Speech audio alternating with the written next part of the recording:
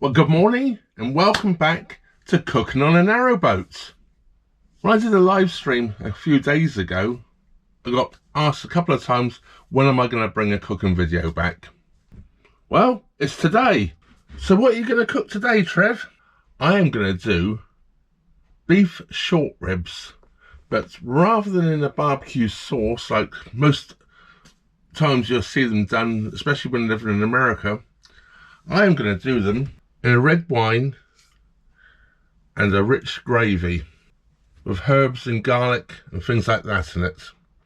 And this is what we've got. So I'm going to flour my ribs in a moment, flour and season my ribs in a moment before frying them off in a little olive oil. And here's my seasoning for my ribs, which I'll show you how I do it in a moment. So I have some plain flour, or from American friends, all-purpose flour.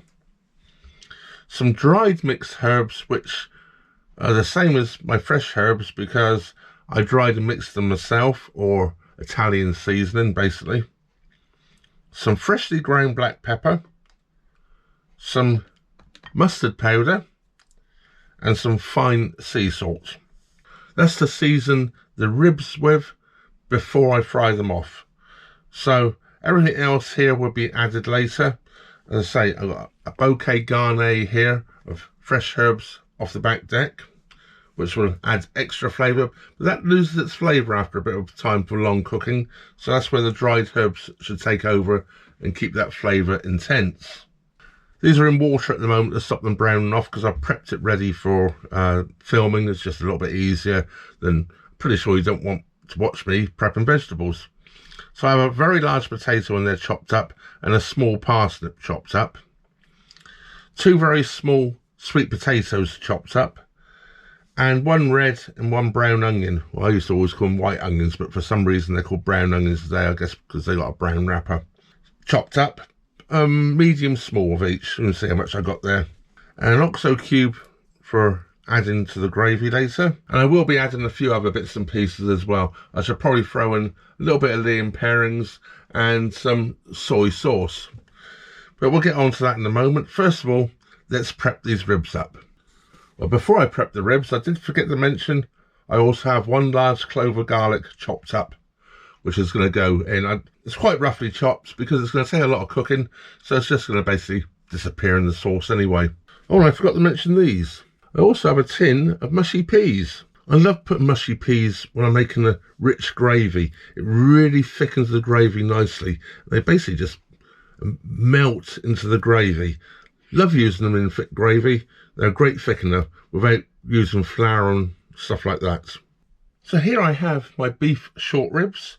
I've got 4, and that's going to do me 2 meals. They're quite fat. A couple of them are really fat and chunky, a couple a bit smaller. So I'm thinking 1 large one and 1 smaller one for 2 meals. So it's going to make me 2 meals, this dish. I bought them from a local butcher. I bought them from the butcher in Brood, where I did the live stream from. I bought them yesterday morning. So what we're going to do, take a plastic bag, all my seasoning, I'll put it into the plastic bag. The flour just helps to thicken it all a little bit and keeps it all sticking together. Give that a good shake up so it's all well mixed in that bag. We don't want just a floury bit, we want it all a reasonable amount of seasoning. Take my ribs, throw them in the bag. You either hold or tie the top of the bag. You don't want any of this stuff coming out, so it's probably best to tie it, but tie it. Keep an air in the bag. I'm just going to tie that off, like so. And nothing should come out. And we're just going to literally dust all our ribs with that seasoned flour we have in there. They look well coated now. I think they're pretty well coated there. So that's going to be good. Easy way just to open the bag. Chop the top back off. I think I adjusted the camera there so you can see my cooking pots here. This is a cast iron cooking pot. Now, what I never use for this, I never ever use cooking oil. vegetable oil, corn oil, sunflower oil. To me, they're all disgusting. They were never designed for cooking in the first place. They were designed for machinery lubrication, not for cooking with. Now, I could use some lard or some beef dripping. I have both in the fridge, but today I'm going to choose to use a little olive oil. So I'm going to pour some olive oil into here, about probably 2 tablespoonfuls. So I'm going to light that and warm it up. I'm not going to be cooking this hot enough to ruin the olive oil, and olive oil actually will take quite a high heat.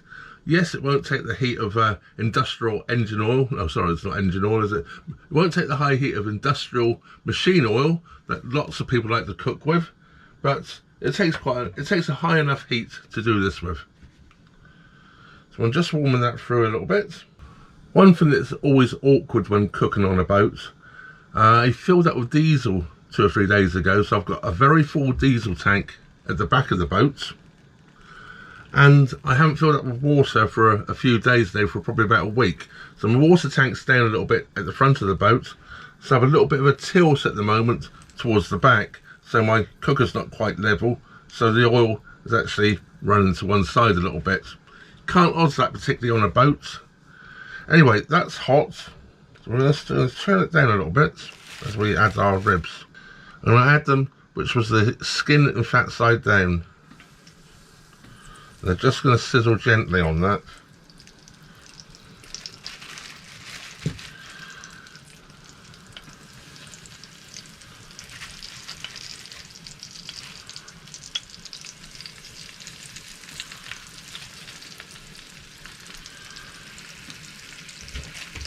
The little bit of extra flour and all that I've got there, I'm not going to throw that away.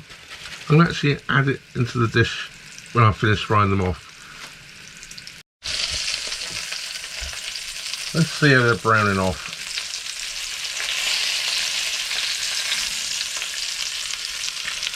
They're starting to brown off quite nicely there, so I'm going to turn them onto their side.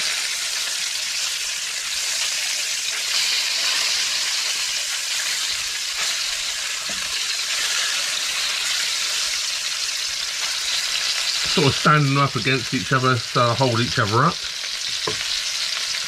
I'm going to leave those again for another few minutes. I've got it on a medium-low heat at the moment, so not to burn the olive oil, and quite easily see it's not burning. And some of the fats will be cooking out of the beef ribs anyway, because it adds a little bit of fat on them, and which I like. I like the flavours from that. Well, I'm just about finished off browning them then. Now it's taken me about 15 minutes probably. Keep turning them around, rotating on each side, so I've browned them off quite nicely. So I've just put a sheet of kitchen roll down. I'm just going to take them off. Sit them on that kitchen roll. And get them up, they're so heavy. They do look good.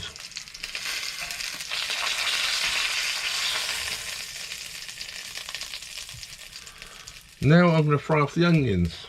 So all the same juices and everything like that. In go my onions.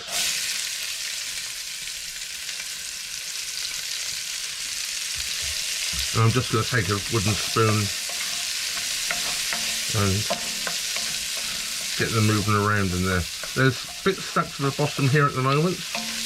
I'm not worried about that. I'm going to deglaze the pan in a moment and release that, but we're going to get those onions cooking off first. I'm not going to fully cook the onions, I'm just going to really sweat them off and get them started so you get the flavours coming out of them. I'm also going to add my garlic now. I don't want to overcook it, I don't want to burn it. Bits of garlic otherwise is horrible. So slowly move those around in there. I had my potatoes and parsnips in water so they didn't brown off. I'm just draining that off now over the sink. I'm not going to add those quite yet. And the same with the sweet potato. I don't want it to stay a little bit wet because I won't hurt adding that to it. I'm going to take the rest of that flour that was in there now. Not much. It's got all those flavours in I added. So we add that to the pot. And I just stir that in. This will make kind of a small roux, which will also help soak up any excess fats in the pan. I'll make sure that flour's cooked off before I add any liquid. Nothing worse than if a dish tastes of flour, is there? You can see all the brown bits here at the bottom. The only bottle of wine I have on the boat at the moment is this lovely Malbec. It's a bit good really for this, but oh well, needs must. So I'm going to put in some of this. About a glass and a half. Deglaze in the pan nicely.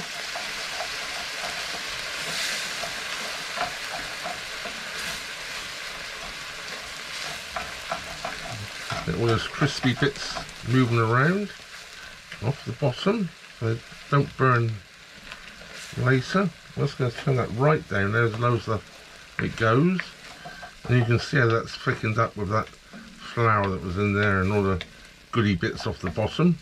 I'm now going to put the meats back in.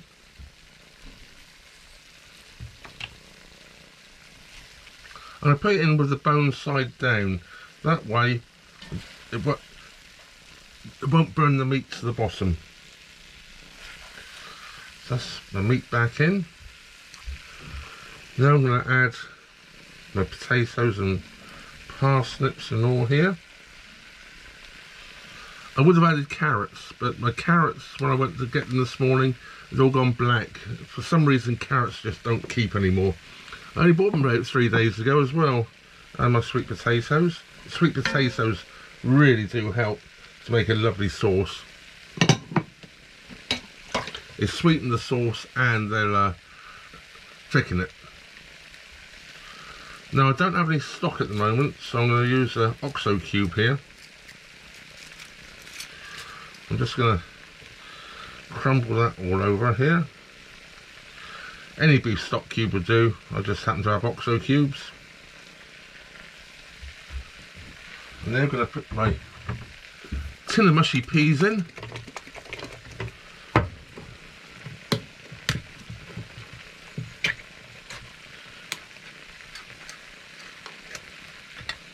These are optional, of course, you don't have to do this. It's just the way I like to do it.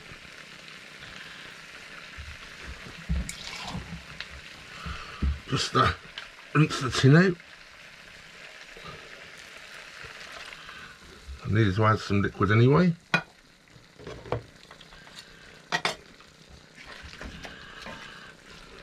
Mix them in. My bouquet garni. I'll just squeeze in there any old wear. The chives are a bit long. Sticking out the pot, there we go. Fold them over. I'm just going to add some water to that as well. I'm just using a pint glass here. I had that on the side already. Just to bring it up to basically level with the top of the meats. But I don't want too much liquid in there. Now I'm going to leave it on the top here for a moment. I can bring it back to the boil. Then we'll show you what we're going to do. Well, whilst it's coming back to the boil, I'm going to add a splash of Lea & Perrins. I mean, it's a must when you're cooking beef. And a little soy sauce. And I'm going to add some tomato puree. You could add chopped tomatoes, you could put anything like that in there if you want to, but I'm just going to use tomato puree. And if I still had fresh tomatoes out on the back deck, I have one or two tiny little ones, I'd have chopped those up and put in as well. But I don't have any at the moment, and I don't have any tomatoes on the boat. So anyway, I'm just going to bring that back to the boil. Well, as you saw, I added red wine.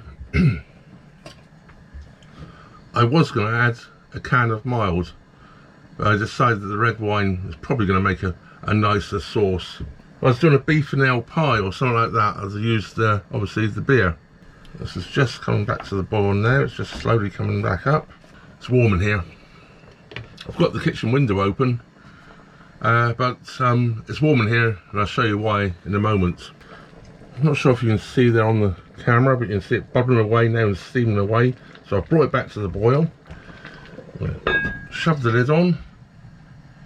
I'll let it boil just for a couple of seconds to warm the lid up, and now I'm going to turn it off. And you might be saying, why do you turn it off, Trev? How's it going to cook like that? Well, I'll show you how it's going to cook like that. This is why it's so warm in the boat today. I have the fire going. So I'm going to be cooking this on here. And I'm going to leave it on here for probably 5 or 6 hours today, slowly cooking.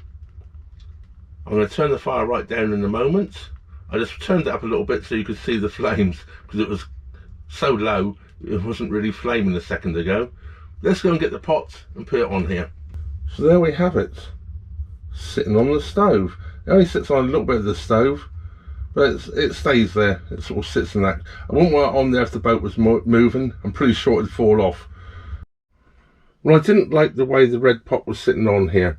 I'm sure I've used it on here before, but I didn't like it, so I've switched it over now into the stainless steel pots. Believe it or not, they're all fitted in there as well. So let's come back later again. Well, here it is. I'm having to now film actually with my DLSR. I had a little bit of a problem earlier. I went to change the battery, and this is the batteries in my GoPro, and you pull it out with this little tab here. I pulled the tab and it brought off the complete back of the battery, and the rest of the battery stuck in my GoPro.